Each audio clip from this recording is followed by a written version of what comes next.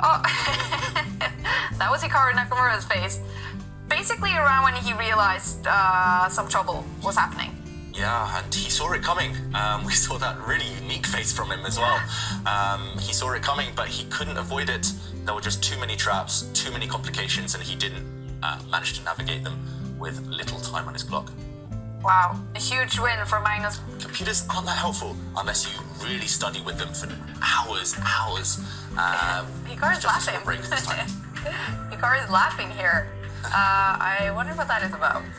Maybe something the arbiter is saying, because at this point that will be the only people they're communicating with. Okay, but we have started. Yeah, we have started, and Magnus, it's a backup opening. It's not the same opening he chose in the first game. This time opening with his king's pawn, last time with his queen's pawn. And now it's symmetry so far. King's pawn opening and the Italian game. This is what Magnus did against Levon Aronian. It was his main weapon in yesterday's semi-final, and Magnus, I have had a chat with him about this opening. I know it's one he's a big fan of. He thinks it is quite promising in terms of just getting a position, not necessarily walking into your opponent's homework, because on every turn you have 4 or 5 good moves. There's no way your opponent can predict everything in this opening, and this position, it's got bad memories for me. On the brink of becoming a world junior champion, world under 20 champion, I had this position with white. I only needed a draw, and it didn't work out. So yeah, this position, it's developed a lot over the years. That was a long time ago. It's still been battled at the top level between many grandmasters. I haven't seen Nakamura use this one lately though. Usually he goes for a different setup in this opening. Yeah, but I have seen Magnus Carlsen play this against Wesley So in the Opera Euro Rapid.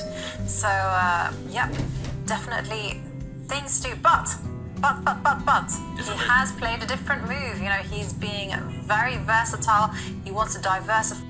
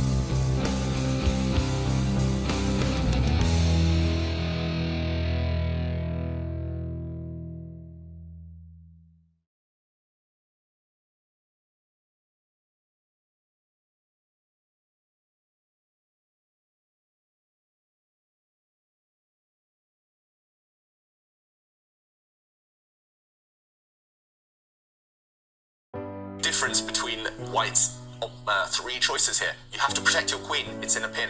You don't want to play queen takes queen because then we'll go into another queen position. Magnus finds the best move, and now Black's pawn cannot advance. That was a key move by Magnus Carlsen. Black's pawn cannot advance, it's protecting the black queen. So now he's frozen black. And so Hikaru's best shot is probably just to go queen takes queen, and after the queen is captured, push his own pawn. Yeah. Well, you know, this isn't necessarily the most optimum strategy. Yeah, we see it just below the player's camera. Is it queen takes queen's the only move, otherwise it's plus 100. Oh! So that's a pretty big margin. But he is thinking about it. 17 seconds to go, and he doesn't do it. Doesn't do it. Then we go to 100.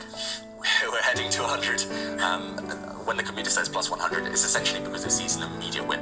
There's just a clean win, maybe even a forced checkmate. Okay, a computer's horizons are far further than the human, so we should kind of take it tongue-in-cheek. But here, White's winning moves are all very logical. Yeah, I mean, what's to stop the king from just advancing? Okay, Magnus gives a check. Well, his visualization of the board, I would be looking at pushing pawns, focusing on that top left-hand corner. Magnus, he uses every possible square, brings his queen down the bottom, then he'll swing it across, then he'll do everything with it. Impressive stuff by the world champion. Yeah, he's very flexible, very universal. We kind of mentioned it a few times how adaptable he is to different situations. I mean, I certainly agree with you, David. I was expecting Magnus simply just to push the king one square forward and break the pin. And threaten to promote your own pawn. Yeah. White's pawn cannot promote right now because it is pinned by the black queen against the white king. So why not step that king forward? Why not just prepare to make that second queen? But okay, maybe it was more effective on the last move. Right now, you feel that the white king and white queen aren't properly coordinated. So it's a bit strange of Magnus to play that move I actually praised, bring the queen the whole way down without having an idea in mind, but he loves his centralization. He loves putting his queen in the center of the board, stopping black's pawn from advancing as well. It would just be taken. So Magnus playing for domination rather than playing for checkmate. Hikaru shaking his head. Is 3 seconds, 2 seconds, 1 second.